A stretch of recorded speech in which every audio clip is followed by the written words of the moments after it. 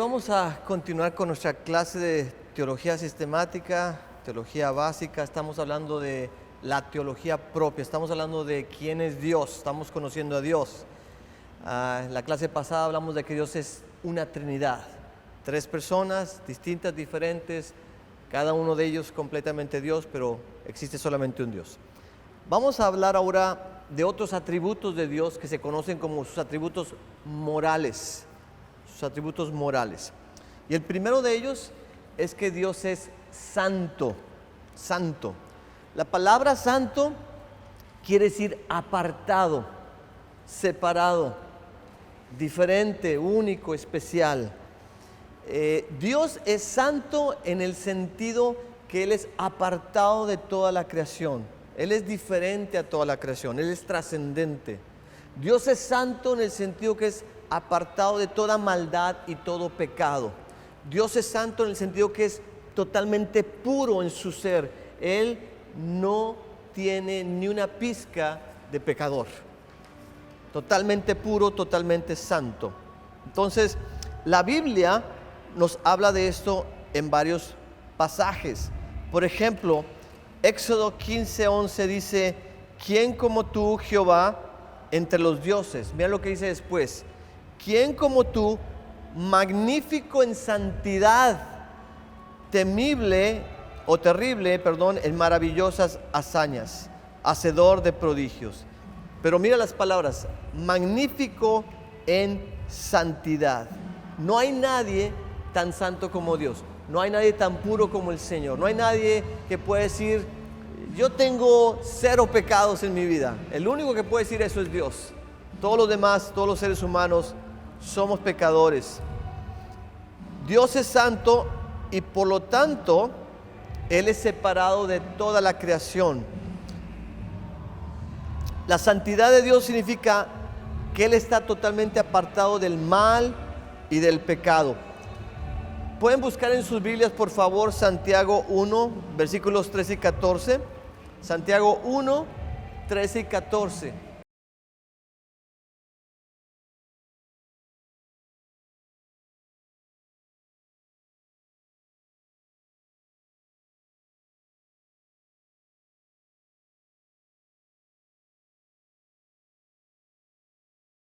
Dios no puede ser tentado por el mal. Y aparte dice ahí Santiago que en el Señor es el Padre de luz.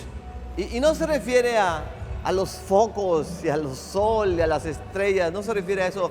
La palabra luz ahí tiene que ver con santidad. Dios es el Padre de luz en el sentido de que Él es el Padre de la santidad. Él es totalmente puro y radiante como la luz. Y después dice Santiago que en Él no hay ni la más mínima sombra. La sombra se refiere al oscuro, la luz a donde no hay oscuridad.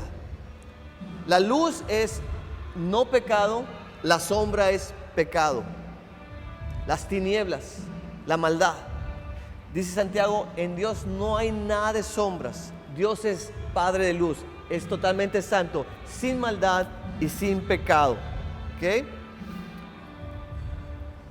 Mira lo que dice Habacuc 1:3. Dice: muy limpio eres de ojos, Señor, para ver el mal. O sea, Dios ni siquiera puede ver el mal ni el pecado.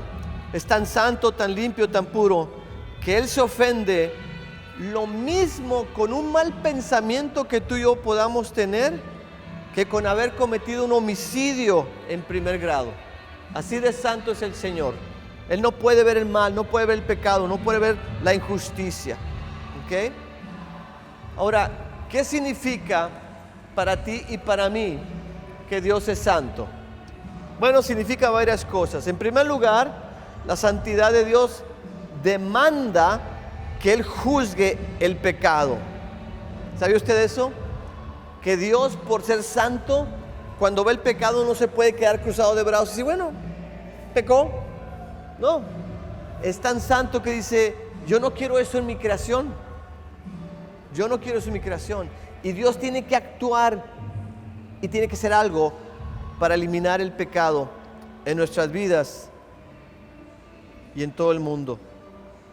Segundo lugar, la santidad de Dios significa que el hombre puede acercarse a Dios, pero solamente en base a los términos y condiciones que Dios le ponga para acercarse a Él. ¿A qué me refiero con esto? Que nosotros somos pecadores y Dios es santo.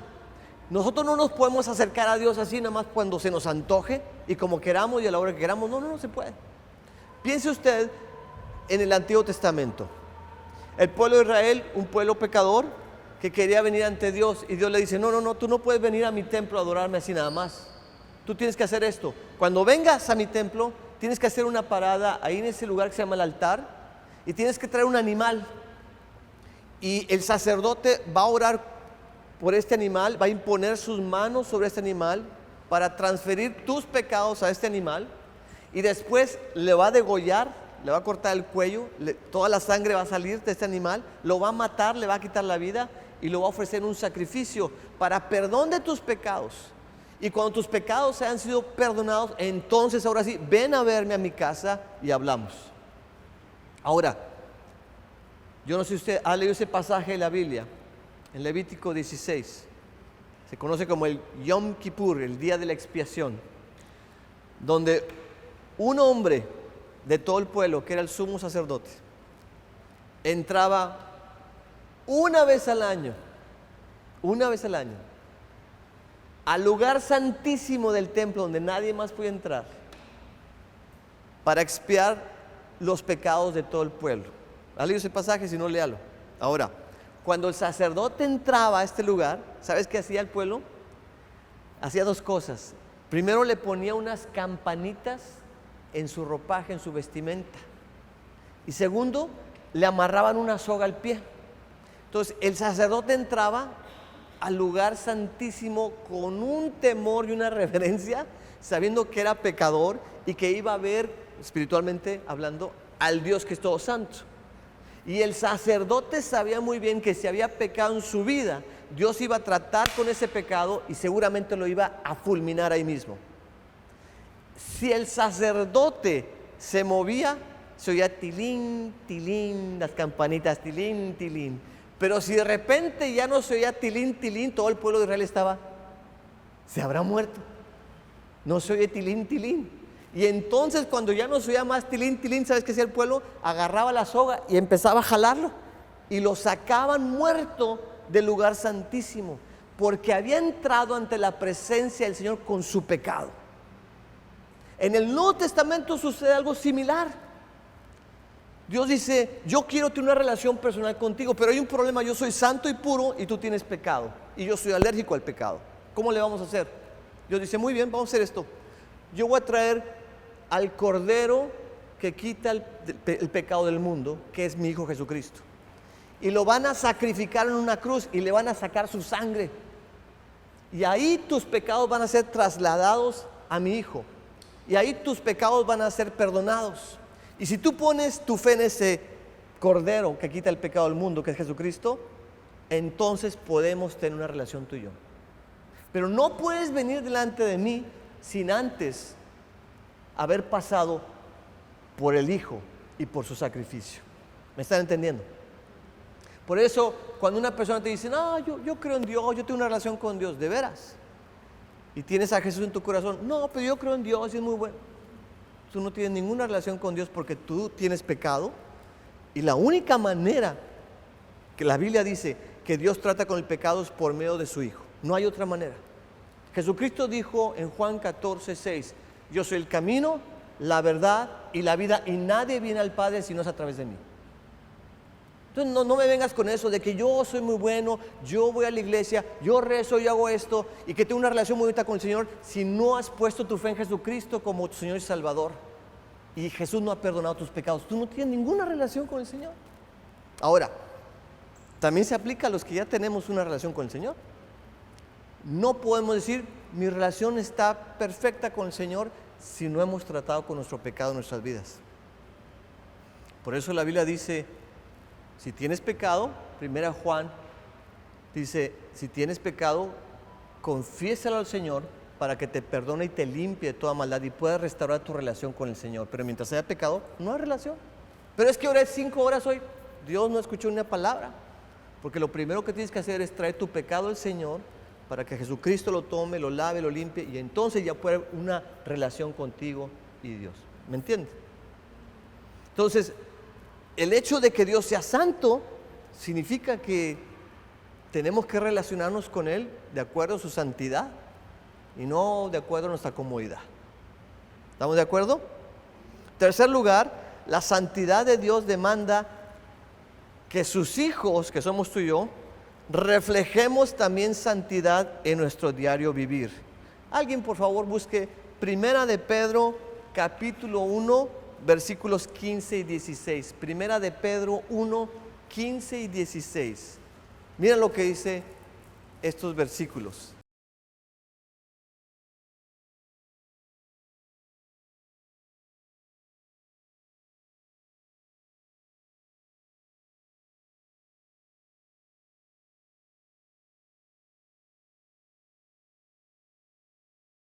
Como aquel que te llamó, sea Dios, es santo, tú también sé santo. Los domingos dice ahí. ¿En qué? En toda tu manera de vivir. Sea santo en su manera de hablar, sea santo en su manera de ver, sea santo en su manera de pensar, sea santo en su manera de relacionarse con su pareja, sea santo en el trabajo, sea santo en la iglesia, sea santo en la calle, sea santo como Dios. Que Dios sea santo, apartado de pecado, significa que tú y yo también tenemos que ser santos. Y eso significa que tú y yo tenemos que tratar mucho con nuestro pecado, mucho. El punto es, la Biblia dice, seamos santos, seamos gente apartada del pecado para ser más como Dios. ¿Ok? Y repito, eso significa que tenemos que tratar mucho con nuestro pecado, porque aquí todos somos pecadores, la verdad. Pero no significa que vamos a decir, bueno, soy pecador y qué, punto, y ahí me quedo. No, significa soy pecador, tengo que trabajar en mi pecado para ser menos pecador y más como Jesús. Menos pecador y más santo como mi Dios. Amén. Bueno, sigamos con otro atributo del Señor. El atributo es este: Dios es bueno. Dios es bueno.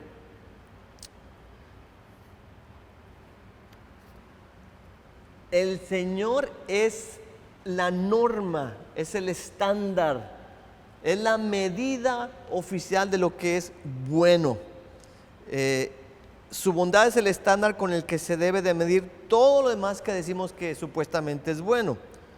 Todo lo que Dios es y hace es bueno. No hay nada que Dios haga que sea malo.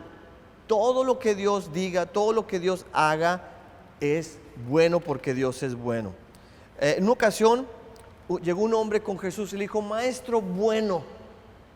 Y Jesús le contestó, ¿por qué me llamas bueno? Dijo, bueno solamente hay uno y es Dios. Entonces ahí Jesús mismo está diciendo, el único bueno en todo el mundo es Dios. Él es la medida oficial de lo que es bueno. De repente decimos, tal persona es buena, y es cierto, hay gente buena, pero el que es realmente bueno, oficialmente bueno, es Dios. Jesús lo dijo, el único bueno, o nadie es bueno, solamente Dios, ahí en Lucas 18, 19. El salmista lo afirma en el Salmo 34, 8, mira lo que dice, gustad y ved que es bueno Jehová. Bienaventurado el hombre que confía en él. Y lo reitera en el Salmo 106, 1, cuando dice, aleluya, alabad a Jehová porque Él es bueno, porque para siempre es su misericordia. Ahora, aunque Dios es bueno, Él es bueno para toda la humanidad en algunas maneras. Hoy te lo voy a explicar. Y es bueno para solamente algunos de todas maneras.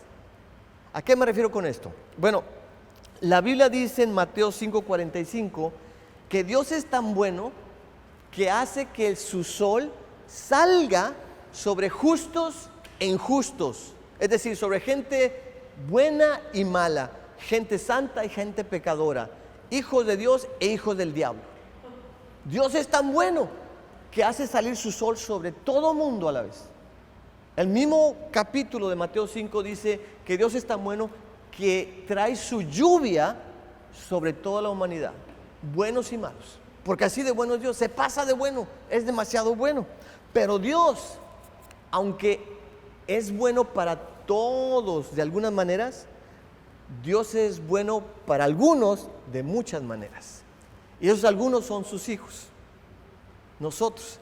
Dios es bueno para nosotros de 1,000,000 de maneras diferentes, y a veces ni nos percatamos de esas maneras porque estamos tan acostumbrados a su bondad.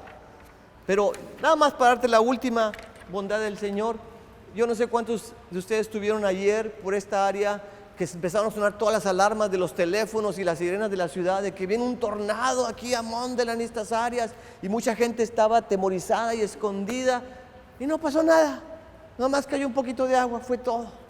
Pero yo decía, Señor, eres bueno, porque tú nos libraste de ese tornado. Imagínate que el tornado hubiera azotado fuertemente en contra de tu casa y la mía. ¿Dónde estaríamos ahorita? Yo no sé cuántos de ustedes vieron en las noticias lo que causó este terrible huracán en las Bahamas, Dorian. Cómo destruyó casas, mató vidas, hizo destrucción y devastación y media. Imagínate que algo así hubiera llegado aquí el día de ayer, pero no llegó. ¿Sabes por qué? Porque Dios es bueno. Y fue bueno para todos nosotros y nuestros hijos. Si tienes salud el día de hoy, es porque Dios es bueno. Si tienes trabajo, es porque Dios es bueno. Si tienes un esposo, una esposa, es porque Dios es bueno. Si tienes hijos, es porque Dios es bueno. Si tienes ropa, comida, casa, iglesia, es porque Dios es bueno. Es demasiado bueno contigo y conmigo. Se pasa de bueno, se pasa de bueno. ¿Ok? Todo lo que ofrece el Señor para nosotros es bueno. Todos sus regalos son buenos. Mira lo que dice Santiago 1:17. Toda buena dádiva y todo regalo perfecto desciende de lo alto, del Padre de las luces, en el cual no hay mudanza ni sombra de variación alguna. ¿Te das cuenta? Todas las cosas buenas que tú tienes en tu vida no vienen porque tú estás muy guapo, porque eres muy inteligente, porque trabajas mucho. No. Viene nomás por la misericordia y la bondad de Dios. Todo viene de arriba, todo. Y se debe a la bondad de Dios. Todo lo que crea Dios siempre es bueno, su creación es buena. En la narración del primer capítulo de Génesis podemos observar que cada vez que crea algo, dice es bueno, es bueno. Todo lo que Dios creó es bueno. Y el no disfrutar de lo creado por Dios, de la manera establecida por Dios, por pensar que es malo, eso puede ser un pecado. ¿Okay? Ahora, ¿qué significa para mí que Dios sea bueno? En primer lugar, que Dios toma aún las circunstancias malas de la vida y las convierte en algo bueno y positivo para ti y para mí. ¿Cuántos de ustedes saben de memoria Romanos 8:28? Y si no te lo sabes, te lo debes de saber de memoria. Romanos 8:28, ¿quién se lo sabe de memoria? Nadie. Que todas las cosas... Muy bien, Lalo. Los que aman a Dios, todas las cosas ayudan para bien.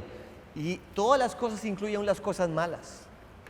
Me quedé sin trabajo, es algo malo, pero ayuda para bien. Dios es bueno y va a hacer algo. Me quedé sin dinero, ok. Dios es bueno. Algo bueno va a salir de lo malo, ok. Es lo que dice Romanos 8:28. Dios usa el mal y el sufrimiento que nos sucede en la vida para formar nuestro carácter en nosotros. Yo no sé cuántos de ustedes conocen la historia de José el soñador, un joven que sufrió mucho a manos de sus padres, sus propios hermanos, que lo odiaron, lo trataron de matar, lo vendieron a una caravana de ismaelitas que lo llevaron a Egipto. Ahí trabajó para Potifar. Y ahí la esposa de Potifar trató de abusar de él sexualmente. Él se mantuvo puro, pero la esposa de Potifar mintió y por eso fue a parar a la cárcel. Ahí estuvo años en la cárcel por un crimen que jamás cometió. Y después Dios lo saca de la cárcel y lo pone como el segundo hombre más importante en todo el imperio egipcio. Y ahí Dios le da la sabiduría a José para traer un plan donde se iba a sembrar por muchos años y se iba a cosechar y se iba a guardar, porque sabía, de acuerdo a un sueño que tuvo Faraón, de que iban a venir años de abundancia y después años de escasez. Y entonces sus propios hermanos vienen a buscar a Egipto qué comer, porque no tienen ni qué comer. Y ahí José lo reconoce y se da a conocer a ellos. No pueden creer que José esté vivo. Pero en el capítulo 50, José le dice estas palabras a sus hermanos. Sus hermanos le dicen: nos vas a odiar, nos vas a matar, ¿verdad? Por todo el mal que te hicimos. Y José les dice: lo que ustedes pensaron para mal, Dios lo convirtió para bien. Lo que ustedes me hicieron, que fue malo y perverso y pecador y doloroso y que me dolió hasta el alma, Dios lo tomó y lo convirtió en algo bueno. Para mí, para ustedes y para toda esta humanidad que está muriendo de hambre. Entonces, lo mismo hace Dios en tu vida y la mía. Es tan bueno que aún las cosas malas, las cosas por las que has pasado, que son dolorosas y tristes, las traiciones, las injusticias, las mentiras, los chismes, las calumnias, sufrimiento y dolor, Dios lo puede tomar y lo puede reciclar y lo puede convertir en algo buenísimo para ti y para muchas personas. ¿Okay? Así de bueno es Dios. En segundo lugar, significa que debemos ser buenos como Él. Gálatas 6:10 nos dice que seamos buenos. Lucas 6:27 también lo dice. Tenemos que ser buenos como el Señor. Y mire, es fácil ser bueno con la gente que es buena. Pero Jesucristo nos dice: sé bueno aún con tus mismos enemigos. Dios es bueno con usted y conmigo, aun cuando nos portamos mal y pecamos. Y Dios espera que seamos buenos con los demás. En tercer lugar, significa que tenemos un gran consuelo y esperanza. Es cierto que el mal y el sufrimiento son reales en este momento, pero son temporales, porque vendrá un día en que todo el mal será destruido y viviremos en un lugar perfecto donde nunca más habrá dolor ni sufrimiento y todo será bueno todo el tiempo. Esa es la bondad de Dios. Siguiente atributo: Dios es amor. Dios es amor. Nos lo dice Primera de Juan capítulo 4 versículo 8. Dios es amor. Y así como hace rato dijimos que Dios es la definición oficial de la bondad, Primera de Juan 4:8 nos dice que Dios es la definición oficial del amor. Hay gente que se pregunta: ¿qué es el amor? ¿Dónde puedo encontrar la definición del amor? ¿Y sabe qué? Van a los diccionarios o van a las telenovelas mexicanas y colombianas y dicen: eso es amor. Eso no es amor, esos son actores mentirosos. El amor es Dios. Y la pregunta es: ¿cómo ama a Dios? Porque eso va a ser el amor. Y si tú estudias el amor de Dios, te vas a dar cuenta que Dios ama, por ejemplo, sacrificialmente. Es decir, Él hace sacrificios por ti, por mí, porque nos ama. ¿Qué dice Juan 3:16? Porque de tal manera amó Dios al mundo, que dio a su único Hijo. ¿Cómo lo dio? Para que muriera en una cruz. Se sacrificó. Amar como Dios ama es hacer sacrificios por la gente. ¿Cómo más nos ama Dios? Nos ama permanentemente. Ahí en el libro de Isaías el Señor nos dice: te amé con amor eterno. El amor de Dios es eterno. ¿Sabe usted eso?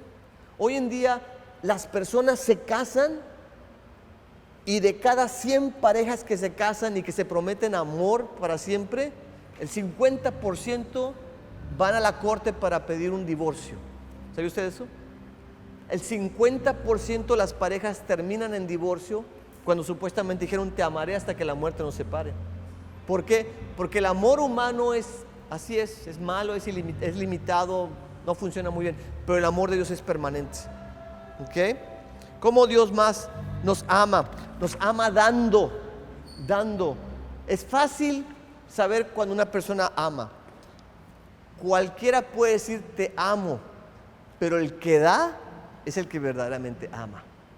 Uno puede dar tal vez sin amar, pero uno no puede dejar de dar cuando ama realmente.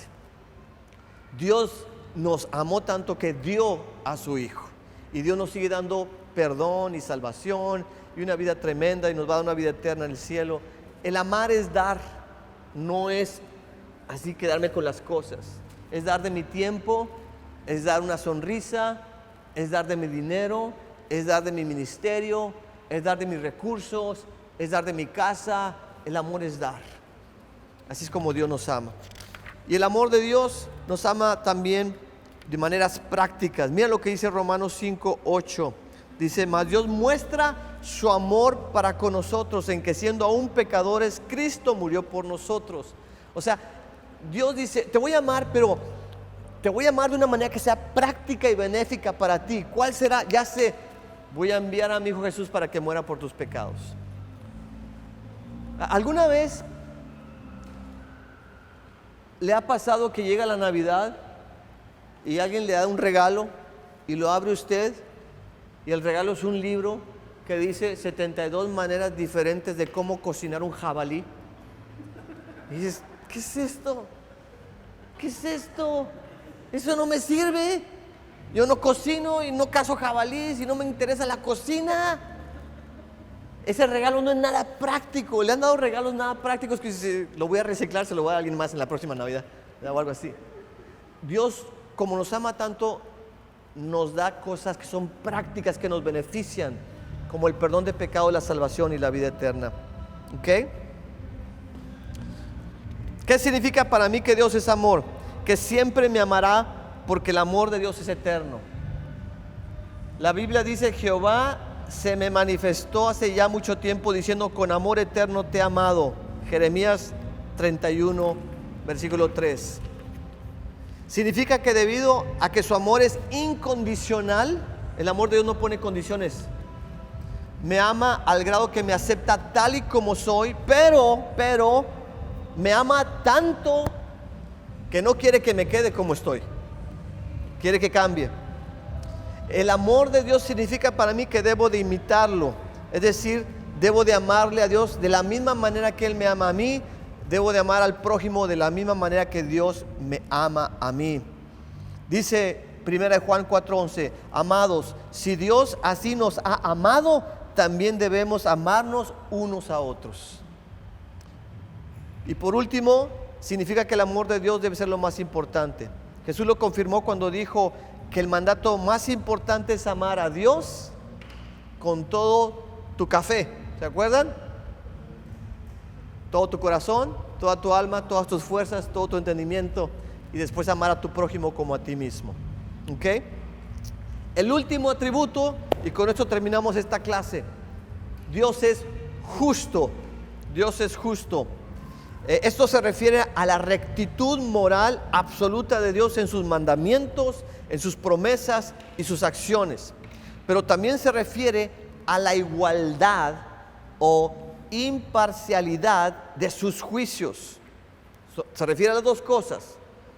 Repito, se refiere a que Dios es sin pecado y espera que todo el mundo sea así. Pero también se refiere a que cuando Él juzga como un juez justo. Él no se va a dejar comprar. Él no va a permitir que lo corrompa nada ni nadie. Él siempre va a ser justo. ¿Ok? ¿Qué significa esto para mí? En primer lugar, que Él no puede hacer nada que vaya en contra de su palabra o mandamientos. Y es por ello que envió a su Hijo para morir por nuestros pecados. Porque Él dijo: el que peca morirá. Y como hemos pecado todos tenemos que morir. Y Dios pudo haber dicho: no, mejor no. No, Él sostiene su palabra. Y como haya dicho eso, dijo: bueno, ahora tienen que morir, pero no quiero que mueran porque los amo mucho. Entonces yo voy a morir por ustedes. Y ahí se cumplió la justicia de Dios. Y en segundo lugar, significa que todas las injusticias cometidas contra usted y contra mí, un día serán juzgadas por el Señor. Y por último, significa que un día las personas serán juzgadas, como lo dice la Biblia en Mateo 25 y en Hechos 17:31. ¿Ok? Estos son algunos de los atributos de Dios. Quiero terminar de esta manera.